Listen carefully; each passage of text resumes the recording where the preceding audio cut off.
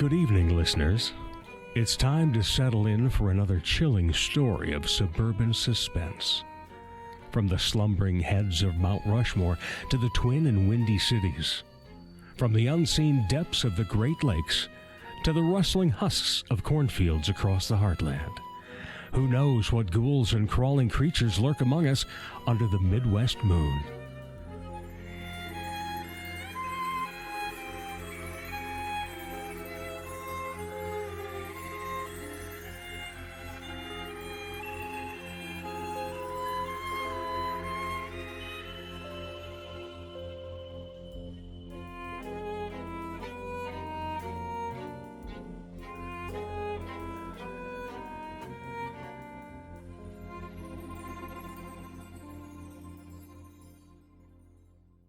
No one in town's awake. 70 years had passed since the lonely one stalked town. Back then, the paper had called him a monstrous man, and in that, they'd gotten it half right. The threat hadn't been what they'd all suspected. No strange figure lurking in the shadows, haunting drugstores, and Charlie Chaplin screenings. Over time, without a suspect, the town moved on, convinced the season scares had been nothing more than a summertime frenzy brought on by the heat. Rumors of the lonely one withered more with each scorching summer until all that remained of the myth was an outdated town curfew and tall tales whispered at sleepovers. Now, 2 generations later, summer carried no menace when it came to town, just countless afternoons stretching out, bright and sweet as clementines. The green riot of summer meant naps in hammocks and limeade sipped on warm, windowless drives. Coolers filled with Coke and water balloons bundled to bursting with icy water from the house. The season meant evening bike rides, kids looping through basketball hoops like barrel racers in the dusk. Their parents and teachers sat scattered around restaurant patios downtown, catching second winds carried in by the cool night, laughing over drinks as tart as summer's first fruits, twirly lime rinds and spears of raspberries, riding in ice-packed glasses. Summer meant college kids on break visiting old haunts with new friends. The same friends from before, but different now. Changed from the year and the books and the distance, their faces and voices bright with new ideas. That was Maggie, home again. She drove past the neon pink blaze of the bowling alley sign, past the crickets and earthy dirt of the baseball fields, the concession stand with its red ropes of licorice and rows of snow cone syrups, coconut, grape, and tiger's blood. Past the arcade and the diner and the old video store where eyeball gumballs earned free movie rentals. She drank it all in. The smell of charcoal and sweet corn, the sun break from term papers and self-sufficiency. Maggie turned into her neighborhood, noticing a new fence across the street and the same collection of ceramic lions guarding the porch next door. She rolled slowly into her driveway, spying the welcome party before she'd come to a stop.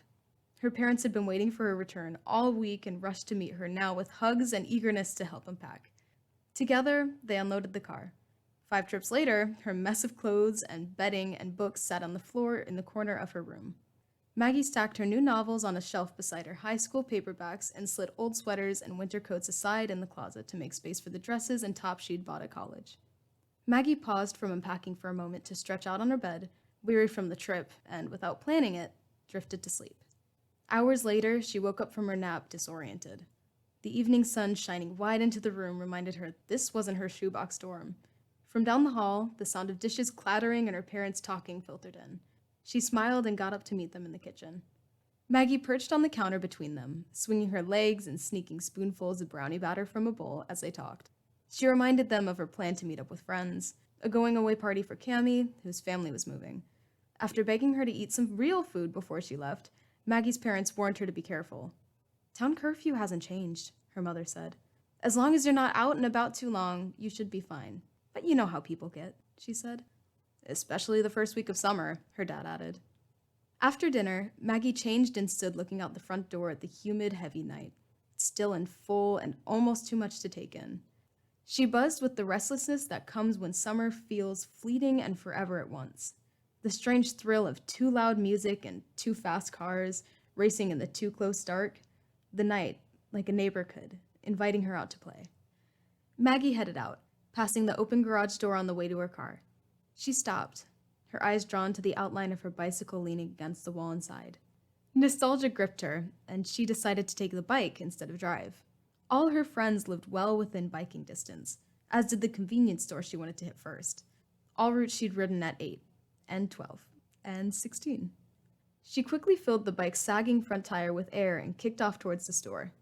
Every pump of her legs was like the crank of a time machine, wheeling her back to adolescence. She felt the road's slopes and curves in her body like a memory. All the while, the neighborhood's hush surrounded her. Locked doors and empty lawns. The usual symphony of crickets? Silenced. Maggie pulled up to the front of a corner gas station, parking her bike on the sidewalk beside the humming ice machine. When she pushed open the door, a bell sounded, and Maggie expected the familiar greeting that met her every time she stopped by in high school. A friendly chirp of, "Welcome, welcome, welcome!" Instead, she was met with no greeting and no expression from a clerk she'd never met. Maggie gave the man a tight smile before moving through an aisle. Tiers of orange, blue, and red-wrapped candy shining beneath the bright fluorescent lights. Somebody's eyes played through distorted speakers overhead. Maggie had the feeling of someone following her, standing just a breath away, but every time she looked or turned over her shoulder, she saw no one.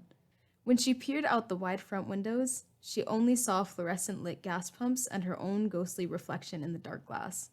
She shook it off. Jangled nerves from the change of scenery, she thought. Feeling a sudden urge for comfort food, she grabbed all the staples of her childhood sleepovers. Sour candy and a tray of slushy cups filled to the brim. When Maggie reached the counter with her armful of snacks, the cashier stood with his back to her, transfixed by the television on the wall behind the register. Evening news. 2 local reporters, one familiar to Maggie and one not, stood beside the town ravine, gesturing towards the churning river as they rehashed all the strange happenings that had played out there throughout the years. The screen filled with photos of the town in the 20s and 50s as the reporters spoke about summer safety, their annual plea for the community to take the curfew seriously. "The curfew isn't a joke," the cashier said, turning abruptly to face Maggie. She didn't know he'd even realized she was there. Maggie had no response. He rang her up and watched her as she ran her card. "Hope you're not passing by the ravine, at least." Again, Maggie said nothing. She thanked him and made quickly for the door, uneasiness pulsing through her like a warning. Outside, the air felt electric. She loaded her Schwinn like a pack mule and kicked off towards Cammy's, plastic bags of Skittles and chips swaying against her legs as she pedaled. She coasted down a small hill for a block when a sudden jagged crack in the sidewalk caused her to jerk the handlebars and jostle the basket of drinks, one of which tipped and dripped a sticky red streak down her knee. She paused to clean it up, dabbing it up as best as she could with a thin gas station napkin, when a sudden cry sounded from the yard beside her, just feet away. Maggie's chest tightened. It hadn't sounded like a man, not an animal either. Slowly, she climbed off her bike, towing the kickstand down. She walked toward the bushes, leaning forward, straining to hear. As she pressed her ear to the hedge, the branches came alive with movement, a wild quivering as 2 enormous birds squabbled, their wings batting frighteningly close to Maggie's face. She scrambled backwards and caught her breath. Shaken, she climbed back onto her bike seat and set off, cautiously this time. Not wanting another spill, Maggie took the curbs and turns at half speed, keeping the basket of her slushies level. In slowing down, she noticed more details of the neighborhood. Rollerblades abandoned in the grass, bats swooping low over picnic tables, the of sprinklers arcing over dark yards.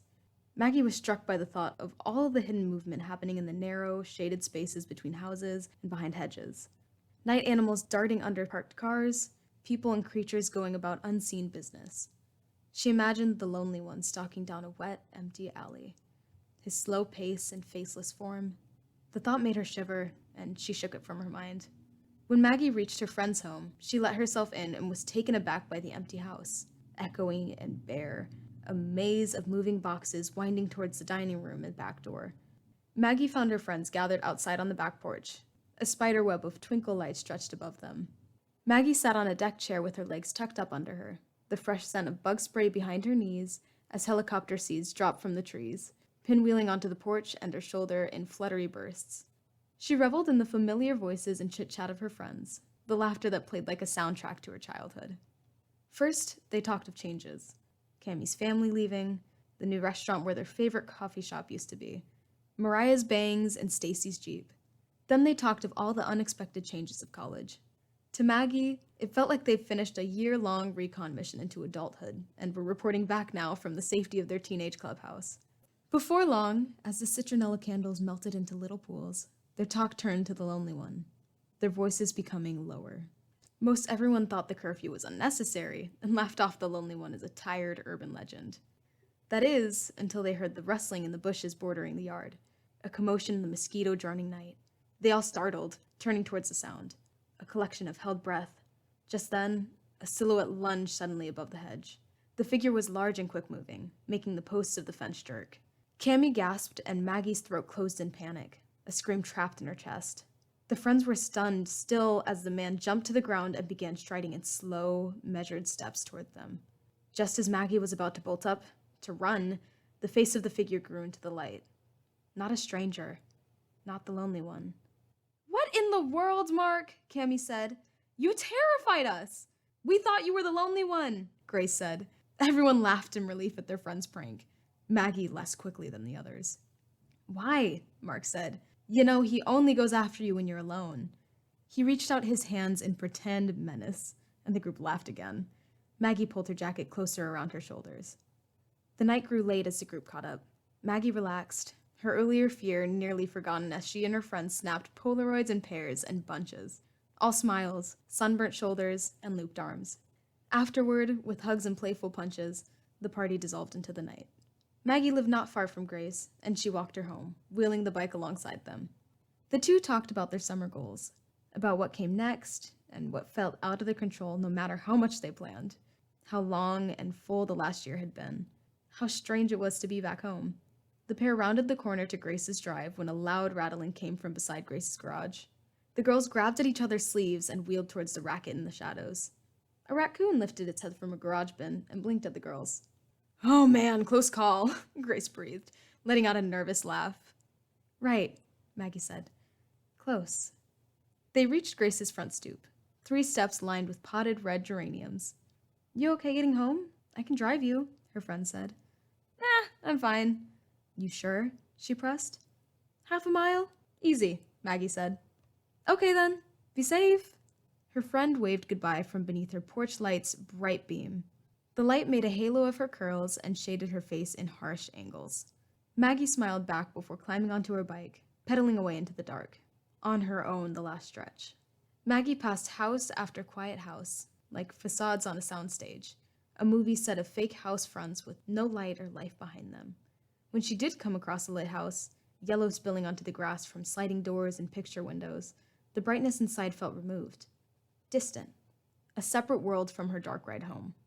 Maggie had just entered a thatch of trees separating neighborhoods, working her legs harder to bike over the raised roots snaking over the path, when a loud hiss derailed her. Spooked, she crashed her bike into a gnarled oak, falling onto a stone and scraping her knee. She stood up to examine her leg, an ugly red cut, before retrieving her bike from its twisted heap in a bush. She searched around for what had hissed. A possum, most likely. She didn't see it. Anyway, she wasn't far now. She could walk her bike the final leg and be home within minutes. Moments later, Maggie reached the ravine. Because of her pit stop at the gas station earlier, she hadn't yet taken this path. She thought suddenly of what the cashier had said, remembered the coursing river from the evening news. She saw how narrow and warped the bridge was and felt a thrill of terror so real that fear was a second presence, its own person beside her. She could nearly trace the outline of her panic in the dark. All around her were two-toned shadows, dark trees, and a deeper darkness beyond them. She breathed deeply and started to cross the bridge, footsteps and wheels thudding over the old wood planks. The river surged, black and huge, beneath her feet. Suddenly, over the white noise rush of water, she heard steps echoing hers, a second sound after every step she took. Fear kept her facing straight ahead. She picked up speed, the thun, thun, thun of her bike on the bridge growing quicker. Maggie gasped to hear the footsteps behind her pickup pace as well, matching hers. She dropped her bike, letting it fall against the railing of the bridge, and raced across the remaining length of the planks to the dark on the other side. Maggie ran headlong into the lilac-thick dark as she heaved in the ravine's scent, stagnant and sultry. She ran and ran and ran until she found a tool shed bordering the bike trail. She wrenched open its door and ducked inside. Breathing in the dark, trembling among the rakes and soil, Maggie waited. Listened. Quietly, barely daring to move, she peered out a dirt-caked window into the night. The moon shone on an empty trail. No pursuer. No lonely one approaching in frightening strides. No danger at all. She was alone. Safe. Foolish and banged up, but safe. She reached out to open the door and stopped. Behind her, in the shed, a lonely monster growled.